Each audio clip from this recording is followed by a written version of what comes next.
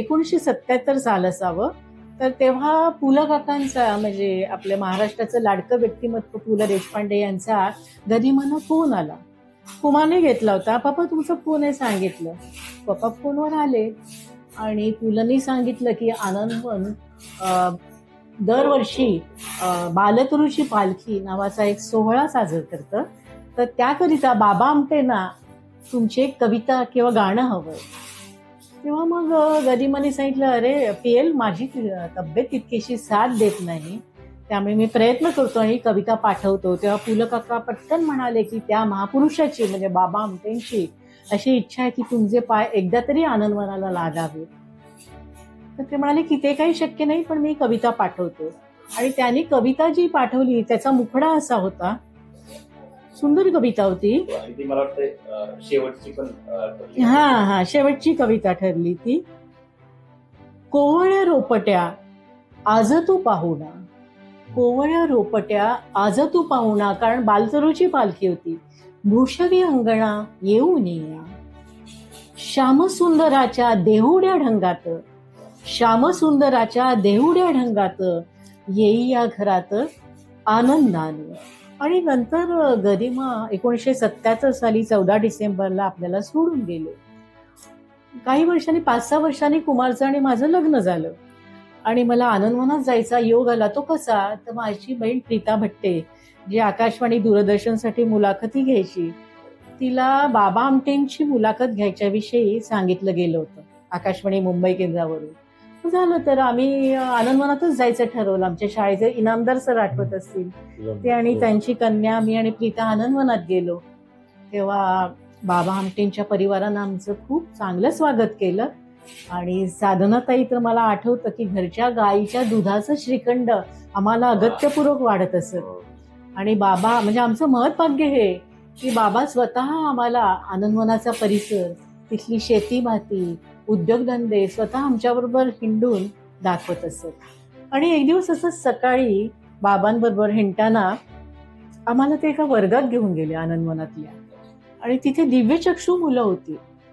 त्या बाबांनी त्या मुलांना सांगितलं की बालतरूची जी पालखी असते त्याच्यासाठी आपण जे गाणं म्हणतो ते गदी माडगुळकर त्यांच्या स्नुषा आपल्याकडे आलेल्या आहेत, तर त्यांना ते गाणं म्हणून दाखवा. आणि त्या मुलांनी इतकं ते रोमहर्षक वातावरण होतं की मला आठवते की तो परिसर आसमंत त्या चैतन्यमय गाण्याने भरून गेला होता. आणि ती माझी खरोखरच रोमांचकारी आणि अविस्मरणीय अशी आठवण आहे. खूप छान. गदिमांविषयी आणि त्यांच्या लिखाणाविषयी, गीतांविषयी, गीत रामायणाविषयी तर संबंध महाराष्ट्रात त्यातूनच चाललेला आहे.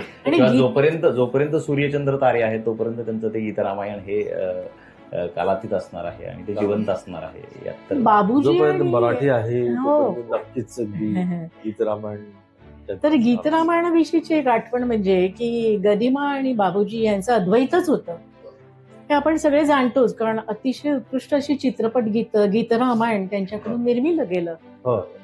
पण एकदा असं झालं की हे अद्वैत त्या दोघांवर रुसलं होतं आणि एक सोहळा होता, मोठा सोहळा होता आणि यशवंतरावजी चव्हाण त्याचे अध्यक्ष म्हणून आले होते. आणि त्यांना ते जाणवलं की गदिमा आणि बाबूजी एकमेकांसमोरून जात आहेत, पण एकमेकांशी बोलतही नाहीत, हसतही नाहीत.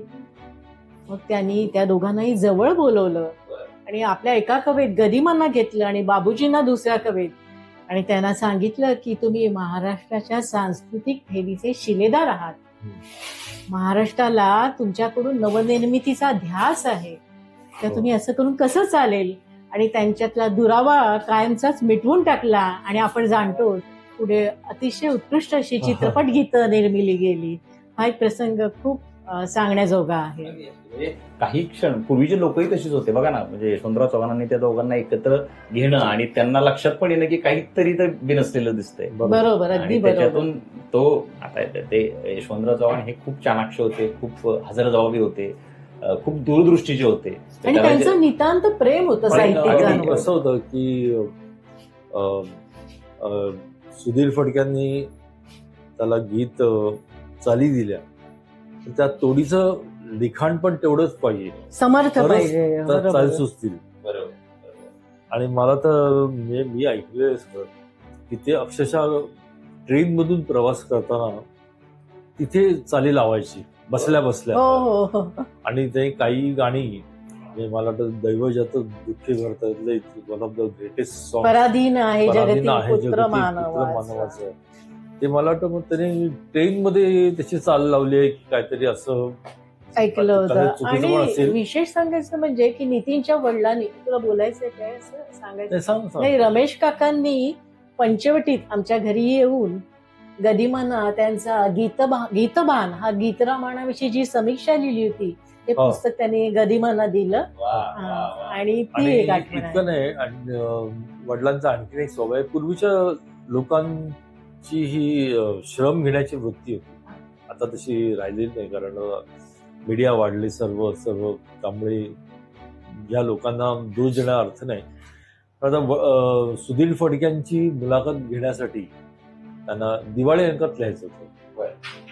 त्यासाठी ते सुधीर फडक्यांच्या घरी गेले आणि सुधीर फडक्यांनी सुद्धा मोठ्या मनाने केवळ वडील एकच प्रेक्षक वडील समोर, आणि त्यांनी अख्खं गीत रामायण म्हणून वा वा. त्यांच्या समोर अतिशय दुर्मिळ आणि- योग होता हा, म्हणजे आणि- खरोखर. ते ऐकून वडिलांनी त्यातील बारकावे हे करून श्रम घेऊन एक सुंदर लेख सुधीर फडक्यांवर लिहिलेला आहे. म्हणजे त्यावेळेसच्या लोकांची ही जी वृत्ती होती, ते मी फक्त लिखाणात नाही म्हणत आहे, इतर ठिकाणी पण बरोबर. असं अशी होती की ते एकेका गोष्टीसाठी त्यातल्या बारकाव्यासाठी अतिशय श्रम घ्यायचे. आता मी थोडासा विषयांतर करतो. हिंदी फिल्मचं पण आम्ही रसिक होतो त्यावेळेस, सगळेच म्हणजे गाणी, संगीत हे.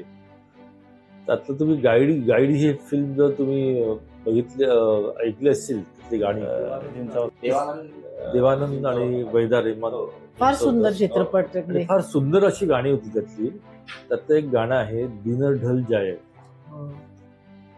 आता त्यावेळेस आता सारखी टेक्नॉलॉजी नव्हती, बरोबर. तर एक पर्टिक्युलर शब्द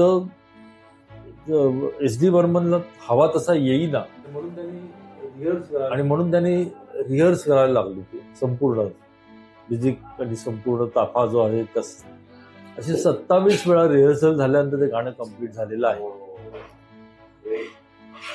म्हणजे परफेक्शन येण्यासाठी ती लोक किती कष्ट घेतात. आटोकाट मेहनत घ्यायचे म्हणजे त्यावेळी असं. आता कसं झालं, आता गतिमान जीवन झाल्यामुळे मी तुम्हाला मगाशी सांगितलं त्याप्रमाणे गुलजार म्हणतात त्याप्रमाणे खरं आहे की आता जिथे वेग येतो तिथे खोली कमी होते, कमी होते. अगदी आणि ते बरोबर. ऑब्व्हियस असतं. त्याच्यात काय चूक आहे असं मी म्हणत नाही, पण वेग आला की खोली आपोआपच कमी होते, कारण तुम्ही तितक्या खोलीत जाऊच शकत नाही. म्हणजे इतकं तुम्हाला ते बरोबरच बघावं लागतं. आणि अशा पद्धतीने आता जमाना पण थोडासा बदललेला आहे. अगदी. म्हणजे पूर्वी तुम्ही ज्यावेळेस कविता लिहित असाल त्यावेळेस एक कविता समोर येण्याकरता किंवा ती जन्म घेण्याकरता तुम्हाला खूप परिश्रम घ्यावे लागायचे, किंवा तुम्ही स्वतः घ्यायचं ते परिश्रम घ्यावे लागायचे म्हणण्यापेक्षा तुम्ही स्वतः परिश्रम घ्यायचा. होऊन जातं. अगदी खरंय. अगदी एकरूप तादात्म्य भाव. हो.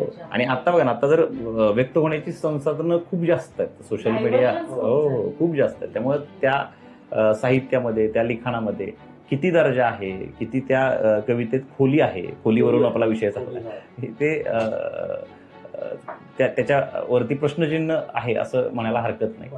म्हणजे बघा ना, तुम्ही लग्नाच्या पूर्वी तुम्ही कविता लिहित होता, लग्नानंतर तुम्ही लिखाण थोडंसं ते मागं पडलं.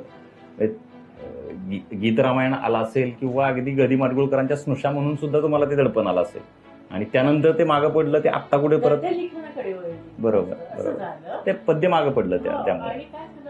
आणि काय झालं, माझ्या मिस्टरांनी शरद कुमारनी काही पुस्तकं लिहिली कळशीच्या तीर्थावर, की ज्याला स्मिता पाटील पुरस्कार मिळाला. त्याच्यात गरिमांच्या आठवणी आहेत, आणि नितीननेच त्या पुस्तकावर लोकसत्तामध्ये एक सांबाराची शिंग या नावाने, मला वाटतं जवळजवळ पाऊण एक पेपर तो पूर्ण व्यापला होता, समीक्षा लिहिली होती, सुंदर समीक्षा लिहिली होती. गिरीश कुबेरांनी एकदा त्याची एअर इंडियाच्या फ्लाईटमध्ये भेट झाली असता त्याला सांगितलं होतं की तू लिही, आणि नितीनने हे पुस्तक निवडलं होतं. तर ते कळशीच्या तीर्थावर मध्ये विद्याताईंचं म्हणजे माझ्या सासूबाईंचं व्यक्तिमत्व तितकंसं उलगडलेलं नाही. त्या कोल्हापूरला असताना त्यांच्या किशोर वयात म्हणूया आपण, मेळ्यांमधून वगैरे भाग घ्यायच्या आणि त्यांचा आवाज ज्योतिका रे सारखा होता, त्यावेळेच्या सुप्रसिद्ध पार्श्वगायिका. पण नंतर काय झालं, देशस्थ कोकणस्थ असा त्यांचा विवाह ठरला. लव्ह मॅरेज होतं त्यांचं आणि गरिमांना झाली 7 मुलं. त्यांच्याविषयी सांगते, वर्षाताई माझी मोठी नणंद, लताताई अंतरकर, जे आनंद अंतरकर आपले संपादक हंस मोहिनी नवल मासिकांचे, त्यांची पत्नी ती. आणि पारखे म्हणजे ते मोठ्या उद्योग समूहाचे काय म्हणतात धनी होते. नंतर श्रीधर, आनंद आणि शरद कुमार. आणि मग माझी दुसरी नणंद जी दीपाताई, तिचं निधन झालं मागे. ती इंग्लंडला स्थायिक झाली होती. तिचे यजमान डॉक्टर उदय पाठक, ते डॉक्टर आहेत. आणि शुभदा जोगळेकर, वसंतराव जोगळेकरांच्या सुनबाई त्या. अशी 7 भावंड. तर ही 7 मुलं झाल्यावर त्यांनी आपल्या गानकलेचा विद्याताईंनी सॅक्रिफाईस केला, त्याग केला. म्हणून कुमारने आणि मी त्या पुस्तकाचं नाव दरवळतो पुरिया असं दिलं, कारण पुरिया धनश्री हा एक आर्त करुण असा राग आहे. त्या गदिमांच्या यशाच्या कमानी मागे ही धून दरवळते, अशी आम्ही कल्पना केली. आणि कुमारचं ते 3रं पुस्तक मिस कॉल, आत्ताच मी उल्लेख केला डॉक्टर उदय पाठक, हा, त्यांनी ते मूळ पुस्तक इंग्रजीमध्ये लिहिलेलं आहे आणि त्याचा अनुवाद कुमारने केलेला आहे. त्याच्यात इंग्लंडमधलं निसर्ग वर्णन. आणि माझी नणंद जेव्हा आजारी होती कॅन्सरने, तेव्हा सर्वसाधारण अशी समजूत असते की परदेशी माणूस गेला की फार सुखी समाधानी, तर तसं नसतं. तिथे कसा तो एकटा पडतो संघर्ष करताना, तेही वर्णन आलेलं आहे. आणि लेक डिस्ट्रिक्ट वगैरे वर्णन आलेलं आहे. आणि 4थं पुस्तक जे आता येऊ घातलेलं आहे, कुमारमध्ये त्यांचं निधन झालं माझ्या मिस्टरांचं, तर त्यांची अकाली म्हणजे कुमारचं आणि नितीनचं आदल्या दिवशीच बोलणं झालेलं होतं. हो, मगाशी सांगितलं ना इंटरनॅशनल डे, तेव्हा सुद्धा आम्हाला खास भेटणार होतो दुसऱ्या दिवशी. 10-11 वर्षाने भेट होणार. 19 मार्चला बालमन गेट टुगेदर जे होतं तेव्हा आम्ही भेटणार होतो. आणि आमचं मी प्रत्यक्ष बोललो पण होतो, खूप वेळ बोलत होते, गप्पा मारत. दुसऱ्या दिवशी नीताने मला फोन करून सांगितलं, हृदय आपलं हार्ट अटॅक कुमार नाहीये आता जगात. म्हटलं काय म्हणतेस तू? नाहीये म्हणजे तू नाहीये, गेला, त्याला हार्ट अटॅक आला. मुंबईहून पुण्याहून मुंबईला येतानाच टॅक्सीमध्ये विश्वासच, मीनाचा मिसेस नितीन, त्या दोघांचा विश्वास बसला नाही. तर ते 4थं पुस्तक जे आहे 18 मार्च 2022, तर जाण्यापूर्वी 15-1 दिवस आधी कुमार सहज किंवा 8 दिवस आधी, त्यांना माहित नव्हतं ते जातील, मलाही अक्षरशः कल्पना नव्हती, ते सहज मला म्हणून गेले की नीता, हे मानसीचा चित्रकार तो, म्हणून 4थं जे पुस्तक त्यांचं येऊ घातलं होतं, पण त्या पुण्याच्या प्रकाशकाने विलंब केला. मग आनंदराव अंतरकरांनी आम्हाला सांगितलं की आपल्या नवल मासिकाचा दिवाळी अंक येतो, त्याच्यात आपण ते प्रसिद्ध करूया दीर्घकथा किंवा कादंबरी रूपाने. तर कुमारने मला सांगितलं की दिवाळी अंकात त्याला तितकासा उठाव आलेला नाही, म्हणून आपण त्याचं पुस्तक काढायला पाहिजे. तर आता ते गेल्यानंतर मला असं वाटलं की ती आपलीच जबाबदारी आहे, म्हणून नवचैतन्य प्रकाशन, जे मुंबईतले शरद मराठे, त्यांनी दरवळतो पुरियाच्या पुढील आवृत्ती काढल्या आहेत कुमार गेल्यानंतर. पण नंतर पुस्तक संपले माहीत नव्हतं आधी ते. तर त्या मानसीचा चित्रकार होतो, या पुस्तकाचं प्रकाशन ते लवकरच करणार आहे. शुभेच्छा असतील. धन्यवाद, मनापासून धन्यवाद.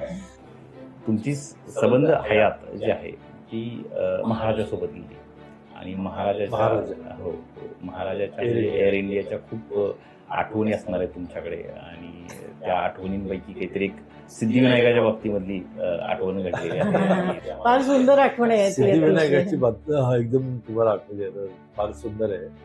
मी गॉड बिलिव्हर आहे फर्स्ट ऑफ ऑल.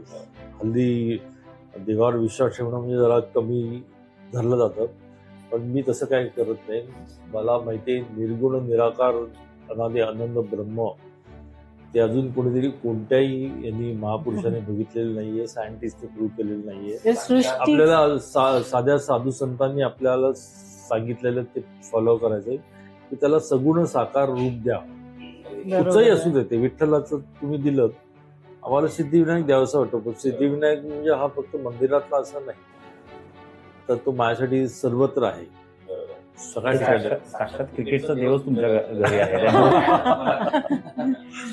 तो देव पण त्या देवामध्ये सुद्धा या देवाचा अंश आहेच. म्हणजे माझं असं आहे की मूळ हे सर्वत्र पसरलेलं असतं आणि सृष्टीचा नियंत्रच सृष्टीचा आहे ना तो नियंत्र. सिद्धिविनायक म्हणजे. आणि आपल्या मी सायन्सचा स्टुडंट असल्यामुळे थोडा सायंटिफिकली पण विचार करतो आणि त्यामुळे मी माझा पहिला प्रश्न बिग बँग थिअरी झाली मान्य आहे मला, मानतोच. म्हणजे मी सायंटिस्ट असल्यामुळे मी सायंटिस्ट नाहीये पण सायन्सचा स्टुडंट आहे.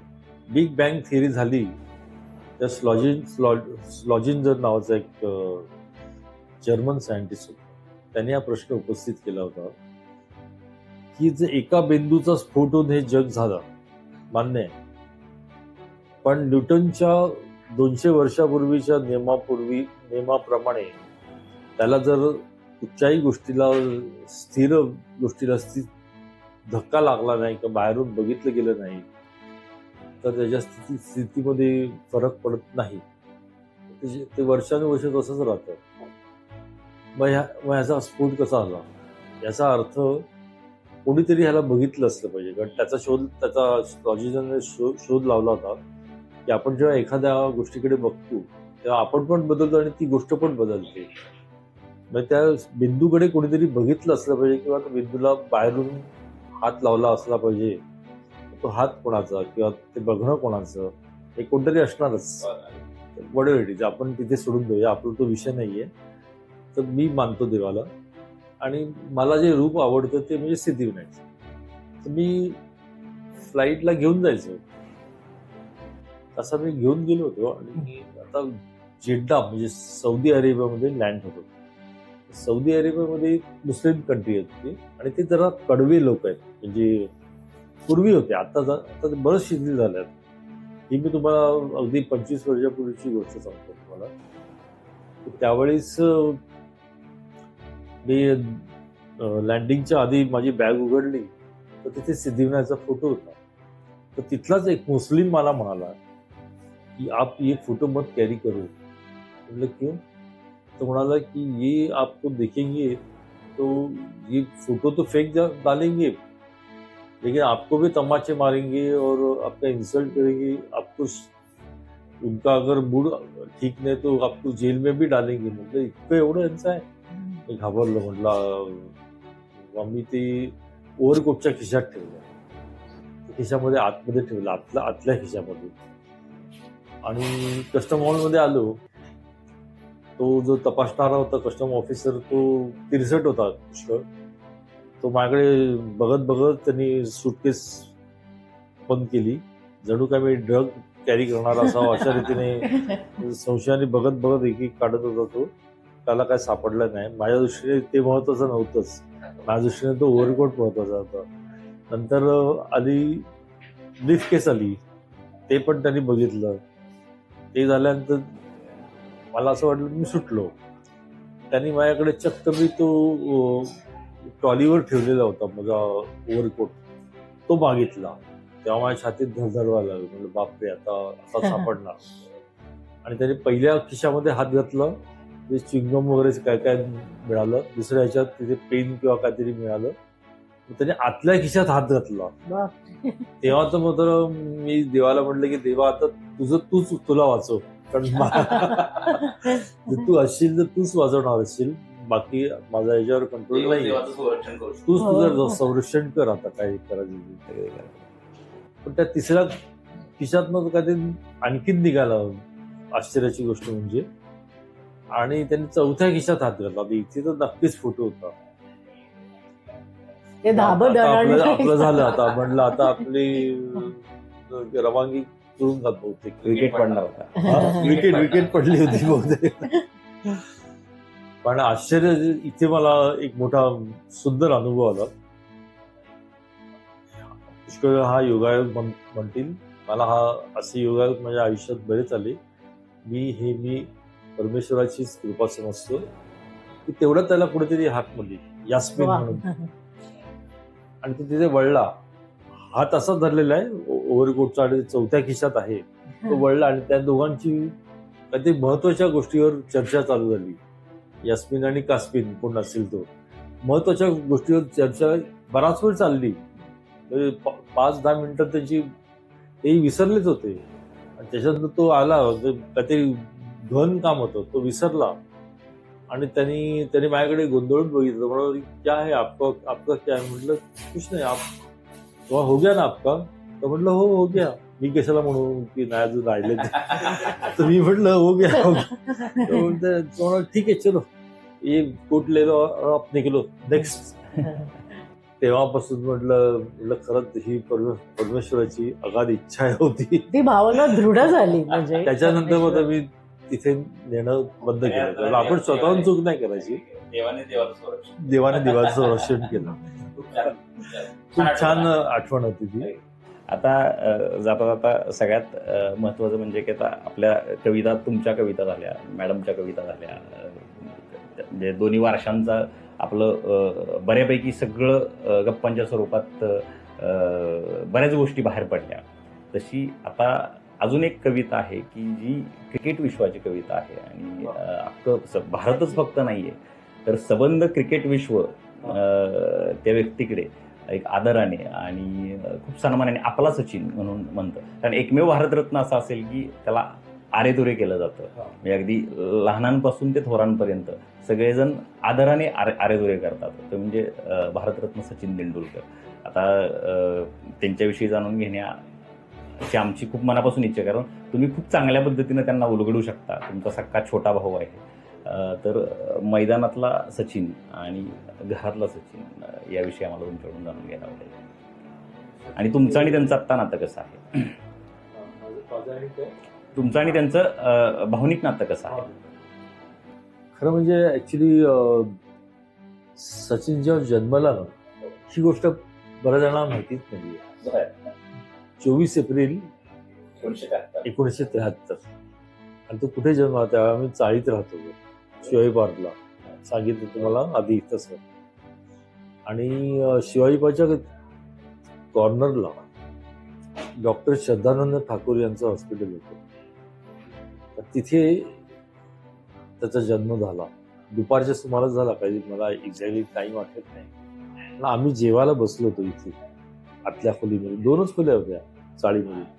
आतल्या खोलीत जेवायला बसलो होतो आणि फोन आला वडिलांचा आणि काकूने उचलला आणि पुत्ररत्न झालेलं आहे हे कळलं. तिने ती बातमी सांगितली आणि माझे आजोबा त्यांचा असा भविष्य मांडण्याचा वगैरे खूप हे होत होतं. त्यांनी अगदी इंदिरा गांधींचं भविष्य वगैरे पण सांगितलं होतं. इमर्जन्सी होणार आहे आणि त्यातनं ती वर येणार आहे परत, आणि इथपर्यंत त्यांनी दिलं होतं. पण वडिलांनी ते छापलं नाही शेवटचं, पण बाकीचं छापलं होतं. ते नंतरची गोष्ट. पण त्यांनी आमच्या पण पत्रिका मांडल्या होत्या आणि ह्याची मांडली नव्हती कारण त्यावेळी त्याची तब्येत बिघडलेली होती. परंतु तोंडात हात घालताना ते थांबले. त्यामुळे अरे काका आणि काकू निघाले होते हॉस्पिटलमध्ये आणि असेच जाऊ नका तुम्ही, काहीतरी सोनं बिनं घेऊन जा. कारण हा जो योग आहे हा 100 वर्षातला दुर्मिळ योग आहे. खरोखरच ते प्रत्ययाला आलं म्हणतोय म्हणजे दुर्मिळ योग आहे. कुठे हे बालक कुठे फार मोठं होणार आहे. तर तुम्ही असे नुसत्या हाताने जाऊ नका, काहीतरी सोनं वगैरे घेऊन जा. हे आमच्या आजोबांनी सांगितलेलं वाक्य. त्यावेळी मी समोर होतो तिथे बसलेलो आणि म्हटलं पुढे पुढे ज्योतिषावरचा विश्वास आहे माझा, मी मानतो, पण ते गणित आहे शेवटी. परमेश्वराच्या मनातलं कोणालाच कळत नाही. परंतु हे मात्र खरं व्हावं असं आम्हाला सर्वांना वाटलं आणि आता म्हणायला हरकत नाही बरंचसं खरं झालंय, नाही का? सगळं अगदी 101% खरं झालेलं आहे ते. हा एक फार छान असा अनुभव होता. हा बऱ्याच जणांना माहीत नाहीये. नाही, त्यानिमित्तानं मला तेच तुमच्या माध्यमातूनच या सगळ्या गोष्टी ऐकायला मिळणार आहेत. ही लहानपणीचं होतं, म्हणजे त्याचा जन्म झाला त्यावेळेस. आणि आई वडिलांनी त्यावेळेस आम्हाला फ्रीडम दिलं होतं की बाळाचं नाव तुम्हीच ठरवा बारशाला. आम्ही असे SD बर्मन मला संगीताचे वाटतं. हो बरोबर SD बर्मन वरून बरोबर. ते नाव सविता नाही. संगीताचे आम्ही वेडे होतो. हम्म. तर तशी बरेच सगळे संगीतकार आवडायचे. असं असं काय नाही की सचिन देव बर्मन हा एकच आमचा आवडता असं नाही. शंकर जयकिशन, गोपी नय्यर, नौशाद, मदन मोहन, रोशन हे सर्वच, आणि अगदी मराठी सुद्धा आपले मराठी मधले भीमसेन जोशी, कुमार गंधर्व वगैरे हे आमचे खूप आवडते अगदीच. पण आता त्यातलं नाव निवडायचं तर त्यावेळी आम्हाला गाईड फिल्मची गाणी खूप आवडायची. आणि मगाशी तुम्हाला उदाहरण पण दिलं ते गाईडचं. आणि त्यावेळी आराधना फिल्म पण लागलेली होती 2-4 वर्ष आधी. त्यातली गाणी हिट झालेली होती. राजेश खन्नाची आराधनाची गाणी खूप छान गाणी होती ती. आणि दोन्ही याचे संगीतकार सचिन देव बर्मन होते. तर त्याला सचिन नाव निवड आम्ही घेतलं. म्हटलं सचिन, तर माझं नाव कसं नितीन, बहिणीचं नाव सविता, त्याच्यानंतर अजित, तर 3 अक्षर येतात म्हणजे सचिन येतं. आणि त्याच्यामध्ये हे पण बसलं. जुळतं बरोबर. त्यामुळे आम्ही फिक्स करून टाकलं की हेच नाव सचिन. आणि अशा रीतीने आम्ही सचिन नाव ठेवलं. आणि ते आई वडिलांनी अप्रूव्ह केलं. आणि त्यांचा तो मोठेपणा की आम्हाला त्यांनी स्वातंत्र्य दिलं की तुम्ही निवडा. असं आमच्या घरचं वातावरण होतं. फ्रीडम हा त्यामधला महत्वाचा भाग होता वडिलांनी दिलेला.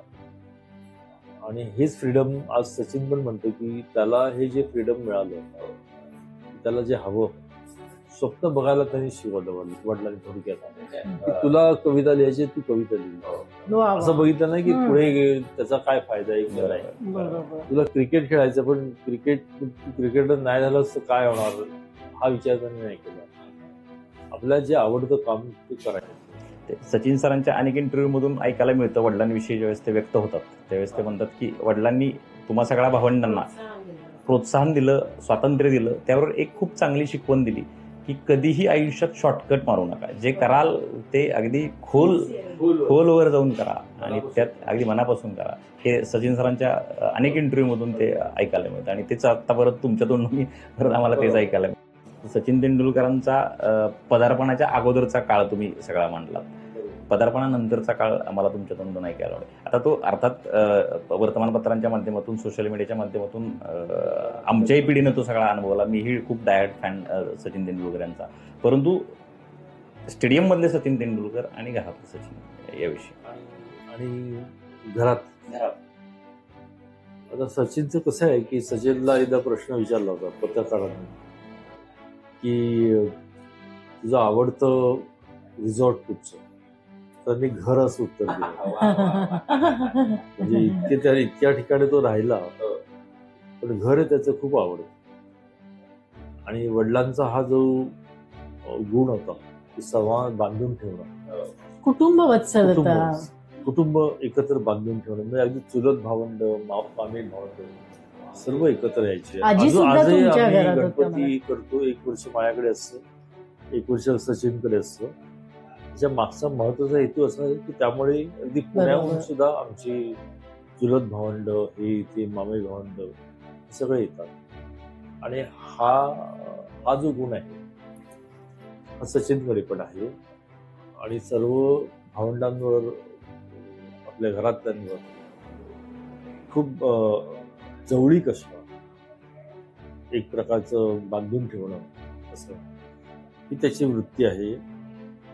आता बाहेर तो कसा असेल तर तुम्ही बघता रोजच अनुभव, पण तो घरी अगदी सरळ साधा असतो, जसा पूर्वी होता. जसा मला आठवतं आम्ही साहित्य सभासमध्ये हॉलमध्ये, बाहेरच्या ड्रॉइंग रूम मध्ये गाद्या टाकायचं 2-3, आणि त्याच्यात मी, अजित, सविता आणि मध्ये सचिन असायचं. आम्हाला आठवतंय आम्ही मस्ती करत सगळे रात्री हॉलमध्ये झोपायचो. आणि आता इतके वर्षानंतर मला असं वाटतं की हा आमच्याबरोबर वाढला आणि हा कुठच्या कुठे गेला असा.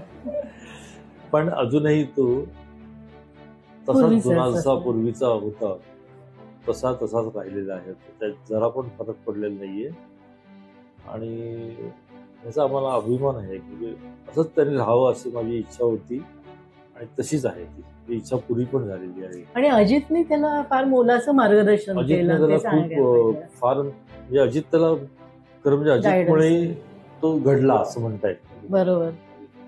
अजित त्याला इथून घेऊन, कारण तो लहानपणी खूप मस्ती करायची, मुलं इतकी मस्ती करायची. ते काय करायचे माहितीये का की असा एक खड्डा खणायचे, त्याच्या गवताचं हे टाकायचे आणि कोणातरी बोलवायचे आणि त्या माणसाला पत्ता नसायचा. मग त्या खड्ड्यात त्याच्यात चुकून पाय तो खड्ड्यात जायचा, मग हसायचे असे. मग किंवा 9च्या सुमारास लोक ऑफिसला जायचे ना, त्यावेळी सगळी मुलं काय करायचे, बाहेरून कड्या लावायचे. त्यामुळे त्यांची ऑफिसची बोंबाबोंब व्हायची आणि अशी मस्करी करायची. तर अजितने ठरवलं की असं वेळ फुकट घालवण्यापेक्षा त्याच्याकडे भरपूर एनर्जी होती आणि अजितने बघितलं होतं की क्रिकेट खेळताना त्याचे शॉट्स काहीतरी विलक्षण असायचे, जोरदार असायचे. म्हणून तो त्यांना आचरेकरांकडे घेऊन गेला. आचरेकरांनी सुरुवातीला बघितलं तेव्हा सचिन थोडासा लाजाळू होता, लहानपणी बारीक होता असा. आचरेकरांनी बघितलं, आचरेकरांना वाटलं की आचरेकर असल्यामुळे, बघत असल्यामुळे तो कदाचित अवघडून गेला होता. तेव्हा ठीक आहे म्हणाले, अजितला म्हणाले येऊ दे त्याला, पण प्रॅक्टिसला येऊ दे. आणि एके दिवशी अजित बरोबर ते शिवाजी पार्कमध्ये शिरत असताना एक मुलगा त्यांच्या नेट्समध्ये उंच उंच सिक्स वगैरे मारत होता आणि चाट पडले. ते म्हणाले हा कोण? तर अजित म्हणाला मी तुम्हाला तेच सांगत होतो, हा माझा भाऊ. त्याच दिवशी आचरेकर त्याला घेऊन घरी आले आणि मी पण होतो त्या दिवशी घरी, वडील होते. आणि वडिलांना त्यांनी आचरेकरांना सांगितलं की मी तुम्हाला गॅरंटी देतो की हा मुलगा टेस्ट क्रिकेट खेळतो, नक्की खेळेल. तुम्ही याची शाळा बदला. कारण त्यावेळी तो न्यू इंग्लिश स्कूल या बँड्राच्या स्कूलला जायचा आणि आचरेकर शारदाश्रम मध्ये कोच कोच होते. शाळेच्या मध्यावर, म्हणजे साधारणतः August September, I don't remember exactly which month, पण त्याची शाळा बदलली. आणि आचरेकरांनी त्याच्याकडे विशेष लक्ष असं दिलं की आचरेकरांचं टेक्निक काय होतं की ते प्रत्यक्ष नेट्समध्ये प्रॅक्टिस करून घेण्यापेक्षा ते मॅचेस खेळायला लावायचे. आणि त्यामुळे मॅचेसचं टेम्परामेंट वाढतं. तुम्ही नेट्समध्ये सुंदर खेळता, पण मॅच मध्ये तुमचं टेम्परामेंट वेगळं असतं. ते डेव्हलप करण्यासाठी ते पुष्कळदा त्यांनी सचिनवर त्यांचा जास्तीत डोळा होता म्हणता येईल. पण इन द सेन्स म्हणजे कॉन्सन्ट्रेट चांगल्या केलं दृष्टीने. इथे तो आऊट झाला तर ते पुढचं त्याला खेळू द्यायचे नाही. आता उदाहरणार्थ कांबळे आणि त्यांनी दोघांनी मिळून 664 हे केले. नंतर कांबळेने 6 विकेट्स काढल्या, पण सचिनचे झाल्यानंतर ते म्हणाले, आचरेकर म्हणाले सचिनला तू मागे बस, आणि त्याला आझाद मैदानाला घेऊन गेले होते. तर त्याच्या कॅप्टन्सी कांबळेकडे दिली होती आणि सचिन तिथे नव्हताच. तो गेला होता आझाद मैदान. तिथे आऊट झाल्यानंतर आणखी तिसरीकडे. अशा रीतीने त्यांनी मेहनत खूप घेतली त्याच्यावर आणि त्यांनी असं रेंगाळत राहणं, स्वस्थ राहणं हे त्यांना अजिबात आवडतं. आणि मला आठवतं ते शिवाजी पार्कला कधी कधी यायचे, सचिनने सेंचुरी वगैरे मारलेली असायची, पण ते असं हातात कागद आणि पेन्सिल घेऊन असायचे की म्हणे इथे तू असा खेळलास, का खेळलास. 100 मारल्यानंतर सुद्धा ते त्याचे हजारो चुका काढायचे आणि हे तू का खेळला असं. अशा रीतीने ते परफेक्शन. आणि तेव्हाच मला जाणवत होतं की काहीतरी घडतंय, विशेष असं घडतंय आणि ते घडलं असं म्हणायला हरकत नाही. Rest is the history. Rest is the history. जर आता एक वेगळा प्रश्न मला तुम्हाला विचारायचा आहे की जसं प्राध्यापक रमेश तेंडुलकर यांच्याकडून त्यांच्या साहित्याचा वारसा तुमच्यामध्ये आला, कविता तुमच्यामध्ये आली, गद्य आलं, तसं सचिन सरांच्या मध्ये असं काही आलं का की कविता, लिखाण, कारण वारसा तर दोघांमध्ये आलेला आहे, तर तसं काही सचिन सरांच्या कडून आलेलं आम्हाला ऐकायला आवडेल. मजेशीर प्रश्न आहे, सुंदर आहे. खरं म्हणजे सचिनला सॉरी, त्याला वाचण्याची एवढी आवड नाहीये. म्हणजे तो स्वतः पण सांगतो की मला वाचायला वगैरे आवडत नाही. माझ्या कविता त्याने अजिबात वाचलेल्या नाहीयेत. त्यामुळे तो चांगला खेळतोय, म्हणजे तुझी लाईफ नाहीये. पण काय होतं ना, मला असं वाटतं की सचिनला जी एनर्जी मिळाली आहे ना, ती मामांच्या साईडची आहे. पोटेन्शियल आमची जी हे आहे त्या अकॅडमिक साईडची होती. म्हणजे माझे वडील, माझे काकासो थोडेसे लिहायचे, माझे आजोबा नाट्य काव्य लिहायचे, नाट्यगीतं वगैरे लिहायचे. हे थोडीशी अकॅडमिक स्टाईल अशी ह्या साईडला होती. तर मामांची साईड जी होती, म्हणजे माझे मामा, त्यातले एक मामा होते ते चॅम्पियन कुस्तीगार होते, कुस्ती आखाड्यातले, अगदी लाल मातीची मारुती माने वगैरे त्यावेळेस आणि दुसरे मामा बॉक्सर होते, ते बॉक्सिंग चॅम्पियन. त्यामुळे आम्हाला मोहम्मद अली पासून ते माईक टायसन वगैरे सगळे आम्हाला खूप आवडायचे. त्यामुळे क्रिकेट हे सुद्धा, त्यामुळे आमचं कसं आलं, फक्त साहित्य नाही, आम्हाला खेळांची प्रचंड आवड. त्यात म्युझिक आलंच आणि संगीत पण आलं, सिनेमा आलं.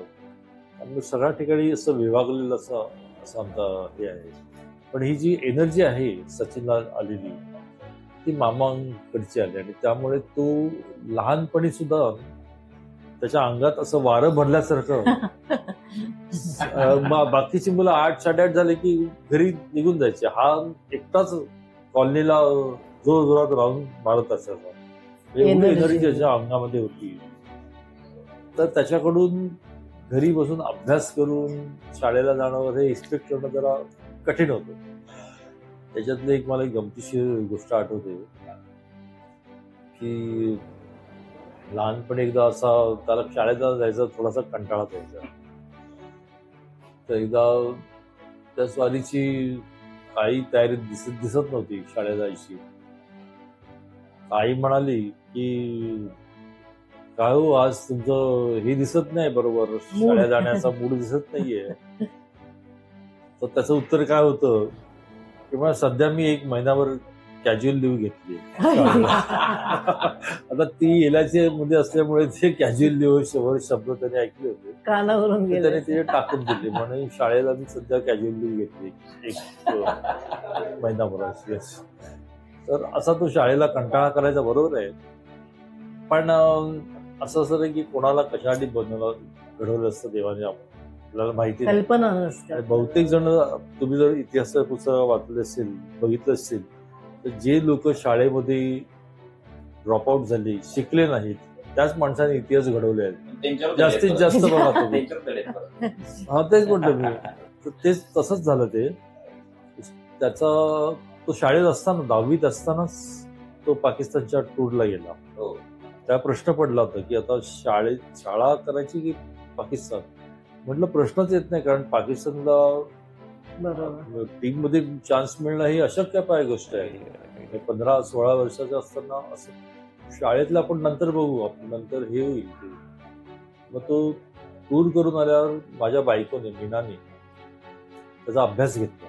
त्याची परीक्षा मग जरा वेगळी ठेवली होती. 20 दिवसात त्याने सगळं पिकअप केलं आणि तो पास पण झाला. त्याची तशी ग्रास्पिंग पॉवर जबरदस्त होती. त्याच्यात त्यांनी संपूर्ण अभ्यास पण केला आणि तो पासही झाला. म्हणजे असा असा नव्हता तो, पण त्याचं मन इथे होतं ना, लक्ष इकडे होतं, लक्ष इथे होतं आणि संपूर्ण फोकस इकडे होता. तेंडुलकर फॅमिली ही पॅकेज आहे एक प्रकारे. म्हणजे साहित्य पण आहे, कला पण आहे, त्यानंतर क्रीडा पण आहे. सगळ्याच गोष्टींचं पॅकेज आहे. सगळीकडून सगळ्या गोष्टी तुम्ही घेतलेल्या आहेत. मातृज आणि पितृज भाऊ दोन्ही. सर, एक तुमची कविता ऐकायला आवडेल मला. आपण असं करूया की आपली एक छोटी कविता घेऊया, अगदी सोपी, सगळ्यांना कळेल अशी, आणि ती आपल्यासाठी असते. त्या कवितेचं नावच आपण आहोत. वा वा. त्या कवितेचं नाव आपण आहे. वा. आपण नेहमी स्वतःचा शोध घेत असतो, पण आपण कधी आपल्याला सापडतो का? कधीच सापडत नाही. त्याची कविता आहे. आपण कधीच सापडत नसतो आपल्याला किंवा कुणालाही. आपण कधीच सापडत नसतो आपल्याला किंवा कुणालाही. आपली एखादी मनस्वी प्रतिमा आपली आपणच निवडतो. आपली एखादी मनस्वी प्रतिमा आपली आपणच निवडतो. शब्दांच्या खिळ्यांनी ठोकून ठोकून ती मनामध्ये पक्की रुजवतो. प्रतिमा पूर्ण होते. प्रतिमा पूर्ण होते आणि त्या क्षणापासून आपण कधीच त्या प्रतिमेमध्ये नसतो. हो, प्रतिमा खरंय, पूर्ण होते खरंय. आणि त्या क्षणापासून आपण कधीच त्या प्रतिमेत नसतो. अगदी प्रतिमा घडवणाऱ्या आपल्या या 2 हातांसकट पण शिल्लक उरतो प्रतिमेबाहेर. हो, वा. प्रतिमा ही प्रतिमाच. आपणच. आपण तर फक्त असतो. आपण कधीच सापडत नसतो आपल्याला किंवा कुणालाही. आपण कधीच सापडत नसतो आपल्याला किंवा कुणालाही. प्रतिम प्रतिम. म्हणजे कवितेचा सर्वात महत्वाचा म्हणजे विषयच एवढा छान तुम्ही निवडला की आपण आलो म्हणजे सगळंच आलं. आणि या कवितेत आणि आपण कधीच सापडत नसतो आपल्याला किंवा कोणालाही. अगदी खरंय, आपण फक्त असतो. खरे मनापासून धन्यवाद. आणि मला सांगायचं होतं, हेमंत करकरे आणि कविता करकरे जे 2008 साली बॉम्बस्फोट झाले त्याच्यात हुतात्मा झाला होता, ते आमच्या मित्रमैत्रिणी होते दोघे आकाशवाणीवरचे. अच्छा. आता आकाशवाणीवर मी आणि प्रीता नेहमीच सहभागी व्हायचो कार्यक्रमांमधून. मुलाखती घ्यायचो. विजया मेहता, डॉक्टर जयंत नाळेकर, सुधाताई करमरकर, बाबा आमटेंचं मी मगाशी सांगितलं. तेव्हा आमचे मित्रमैत्रिणी कोण होते ते आपापल्या क्षेत्रात आता ख्यातनाम झालेले आहेत. त्यांची नावच मी सांगते तुम्हाला. कविता आणि हेमंत करकरे, अंबरीश मिश्र, पद्मजा फेणाणी, प्रवीण डवणे, ज्ञानेश्वर मुळे, रोहिणी निनावे, भारतकुमार नीना राऊत, निवेदिता जोशी, म्हणजे आता सराफ, लक्ष्मीकांत बेर्डे, विजय कदम, हे सगळे आपापल्या क्षेत्रात ख्यातनाम झालेले आहेत. आणि तेव्हा मी आणि प्रीता मुलाखती घ्यायचो. आणि आज तुम्हीच आमची मुलाखत घेण्याचा योग आलेला आहे. ती मला अहो भाग्य, आमचं किती मोठं भाग्य आहे की आम्हाला हे 2 लोकांच्या मुलाखती घेण्याची संधी मिळते. आणि सांगायला मगाशी तुम्हाला आठवण सांगितली की जशा आम्ही मुंबईमधून पुण्याला आलेल्या लोकांच्या मुलाखती पुण्यामध्ये घेतल्या, पण आमची मुंबईमधली पहिली मुलाखत. आणि एकच सांगायचं राहिलं होतं, विठ्ठल प्रभू डॉक्टर इथलेच आहेत, शिवाजी पार्कला आता नाही आहेत ते. मनोहर पिंगळेंनी त्यांची मुलाखत घ्यायला मला सांगितली होती डॉक्टर म्हणून. तेव्हा पिंगळे सर ते म्हणाले की अरे नीताच्या रक्तातच आहे नाही काय सारं, कारण ती चांगलं लिहिते. तेव्हा पिंगळे जे निर्माते होते टीव्ही सेंटरवर, ते उचलून म्हणाले की रक्तात कसं असेल, ती त्यांची मुलगी नाही सून आहे. हा एक किस्सा मला आठवतोय अजून. आणि रमेश काका माझ्या पुस्तकाच्या प्रकाशनाला ऐनवेळी आले होते. अज्जात मज्जात ऑटोच्या राज्यात यंत्रमानवावर लिहिलं होतं मी. यंत्रमानव माणसाकडे हृदयाची मागणी करतो अशी कल्पना मी त्याच्यात मांडली होती. आणि त्याच्यानंतर माझ्या बहिणींनी प्रीतानी ते नाटक स्टेजवर आणलं. त्याला नाट्यरत्न अवॉर्ड मिळाले. आणि सुधाताई करमरकर, रत्नाकर मतकरी यांची नाटकं त्या वर्षी स्पर्धेत होती. पण कमलाकर नाडकर्णी जे समीक्षक नाटकाचे, त्यांनी सांगितलं की यंत्रमानव प्रथमच स्टेजवर आणण्याचं श्रेय भट्टे भगिनींना जातं. आम्ही तिघी बहिणी, रजुता, नीता, प्रीता. तर त्या नाटकाला नाट्यर्पण अवॉर्ड मिळाला आणि माझ्या त्या पुस्तकाला नितीन बरोबर राज्य पुरस्कार मिळाला. आणि रमेश काकाने ऐनवेळी येऊन खूप सुंदर भाषण केलं होतं. आणि शाळेमध्ये असताना मुलं मुली आम्ही अजिबात बोलायचं नाही, जरी को एज्युकेशन असलं ना, तर मला तरी आठवत नाही. आणि नितीन अतिशय शांत स्वभावाचा होता, मितभाषी होता. सगळ्यांना माहित आहे. समोर बसल्यानंतरच लक्षात आलं की तेही त्यांचे तसेच गुण यांच्यामध्ये पण आहेत आणि तेही प्रचंड मितभाषी आहे. बरोबर. आणि गरिमांचं मला सांगायचं होतं की कुमारी मातेचा हे विषय त्यांनी त्याच्या कथेमध्ये हाताळलेला होता. त्या काळी नागोदेव ही ज्यांची कथा होती आणि बासू चटर्जींनी त्यावर सिरियल केली, मराठी मालिका, आणि ती अतिशय गाजली. दाजी भाटवडेकर, भावना, स्मिता तळवलकर, अलका कुबल, बाळदुरी अशी तगडी कास्ट होती त्याच्यामध्ये. आणि 13 कथांचे 13 भाग सादर झाली आणि त्याचे पटकथा संवाद शरद कुमार, मी आणि माझे दीर आनंद माडगुळकर आम्ही तिघांनी मिळून लिहिले होते आणि ती मालिका अतिशय गाजली. तसंच आमच्या बँकेमध्ये एकदा जनरल माणेकशा आले होते. तर मी कुमारना म्हटलं की आज ते येणार आहेत ऑफिसमध्ये, आमचं ऑडिटोरियम होतं बँकेच्या आवारात. तर कुमार आले आणि योगायोग असा की आम्ही त्या ऑडिटोरियममध्ये पाऊल टाकतो न टाकतो तेच आम्हाला एकदम सामोरे आले आणि त्यांनी आम्हाला अभिवादन केलं. म्हणजे मला अक्षरशः स्तेमित व्हायला झालं आणि ते कुमारला म्हणाले की hello dear, how are you. ही माझी एक अविस्मरणीय आठवण अशी आहे जनरल माणेकशांसंबंधी. खूपच छान. अनेक आठवणींना उजाळा आपल्याला या मुलाखतीच्या माध्यमातून मिळतोय. बघा किती आठवणींना उजाळा मिळाला आज या मुलाखतीच्या माध्यमातून. हे आम्हीच भाग्यवान आहोत की आम्हाला तुम्हाला दोघांना बोलतं करण्याची संधी मिळाली आणि ही मुलाखत एवढी छान बनली. आता मुलाखत संपूर्ण असं झालेलं आहे. अनेक गोष्टी याच्यातून बाहेर पडणार आहेत. सचिन सरांच्या तरी खूप गोष्टी यांनी अजून सांगितलेल्या नाहीत असे हो बापरे, त्याच्यावर तासन तास बोलता येईल. असणार आहे. तर नक्की आम्ही नंतर तुम्हाला पकडू परत मुलाखतीच्या माध्यमातून. त्यामुळे आमच्या विनंतीला मान देऊन तुम्ही या मुलाखतीचा भाग झाला त्याबद्दल मनापासून आपले धन्यवाद. आणि तुम्हाला दोघांनाही जागतिक मराठी भाषा दिनाच्या आणि कुसुमाग्रज यांच्या जयंतीच्या मनपूर्वक शुभेच्छा. कारण याच वर्षी आपल्या मराठी भाषेला अभिजात भाषेचा दर्जा मिळाला. अनेक लोकांनी यासाठी लढा दिला. तर त्या सर्वांनाही या मुलाखतीच्या माध्यमातून विनम्र अभिवादन. धन्यवाद. नमस्कार. धन्यवाद. तुमचेही मनापासून आभार आम्हा दोघांतर्फे. पहिल्यांदा या संकल्पनेविषयी कविता जगणारी माणसं ही संकल्पना खरोखरच वेगळी अशी आहे आणि मला असं नेहमीच वाटतं की समर्थ अभिव्यक्ती आणि संपन्न अभिरुची यामधून कलाकार किंवा कवी निरामयशा आनंदाची देवाणघेवाण करीत असतात आणि तोच प्रत्यय आपल्याला या संकल्पनेमधून येत आहे असं मला प्रकर्षानं वाटतं.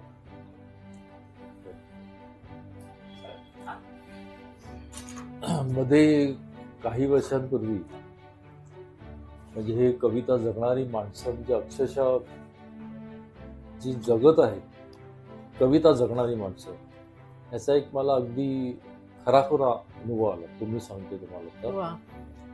की आम्ही मगाशी सांगितलं त्याप्रमाणे चाळीमध्ये राहायचो सुरुवातीला. त्याच्यात सोसायटी झाली, इंद्रवदन सोसायटी. आमचे शेजारी होते, पाटील नावाच्या बाई होत्या. त्यांना कॅन्सर झाला होता आणि शेवटच्या स्टेजला होता ते. आणि या शेवटच्या स्टेजला माणूस कसा असतो हे तुम्हाला सर्वांना माहितीच आहे. म्हणजे किती त्याची मनोवस्था कशी असते, खचलेली असते. पण ह्या बाईने ही कविता जगली यावेळेस. तिने कविता लिहिल्या याच्यावर मात करण्यासाठी. कारण ती शरीराने हे होत होती परंतु मनाने ती अधिकाधिक खंबीर होण्यासाठी तिने कवितेचा आधार घेतला आणि तिने कविता लिहिल्या. आणि शेवटी तिने मला अप्रोच करून ह्या कवितांचा संग्रह काढता येईल का अशी रिक्वेस्ट केली. मी ती मनावर घेतली अर्थातच, कारण याच्याहून मोठं काम दुसरं कुठलं असू शकत नाही.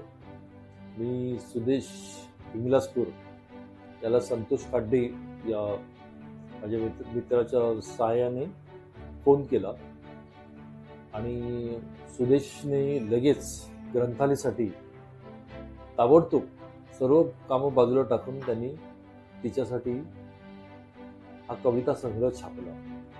आणि संतोष खाड्डेंनी या कविता संग्रहाचं चक्क प्रकाशन केलं आणि त्या प्रकाशनाला तिने स्वतः स्टेजवर येऊन तिचं कवितांचं पुस्तक आपलं सादर केलं. याहून आणखीन अभूतपूर्व सोहळा मी बघितलेला नाहीये. ही खरीखुरी जगलेली माणसं म्हणता येईल, कविता जगलेली माणसं मी स्वतः पाहिलेली. आणि खरंच माझा सर्वांना हे सांगणं माझं हेच आहे की तुम्ही पण असाच एखादा छंद ठेवा.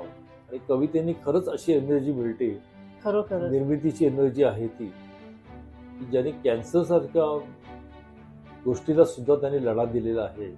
त्याचं उत्तम उदाहरण म्हणून मी तुम्हाला हे उदाहरण सांगितलेलं आहे. तुम्ही सुद्धा हे मनमन माना आणि या कविता जगणारी माणसं या कार्यक्रमाचं मी खरोखर मनापासून कौतुक करतो आणि त्यांना शुभेच्छा देतो. धन्यवाद.